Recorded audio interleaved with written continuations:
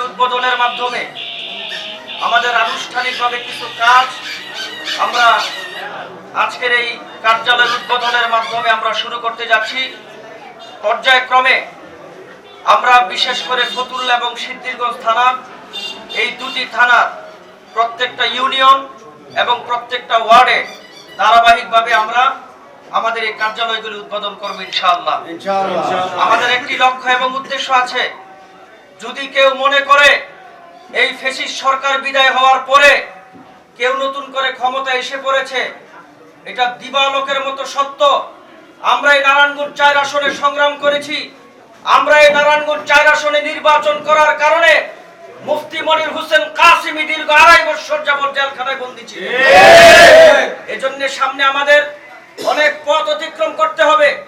এজন্য আমরা কাঁধে কাঁধ মিলিয়ে আমরা সকলে ঐক্যবদ্ধভাবে আমরা আমাদের এই কাজগুলিকে আঞ্জাম দিব।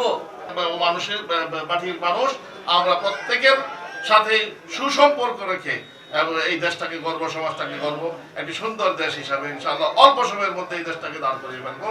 আমরা সকলে এই ব্যাপারে ঐক্যবদ্ধ থাকবো ইনশাআল্লাহ। এই মানুষেই, এই উদ্দেশ্যেই আজকের এই প্রথম বীজ আমরা বপন করলাম এখানে।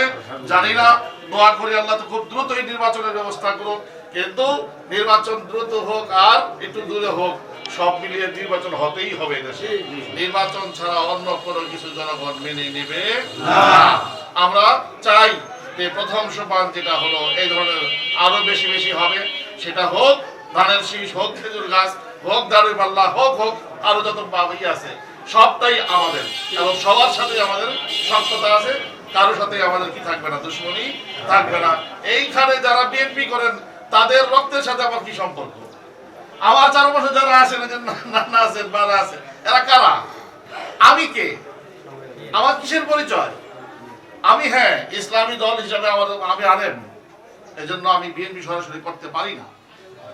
কিন্তু সরাসরি আমি করি না তো আমার ভাই করে, আমার নানা করে, আমার মামা করে, আমার মামা তো ভাই করে, আমার চাচাতো ভাই করে, আমার চাচাতো ভাই, ফুফাতো ভাই, যা আছে সব তো বিএনপি।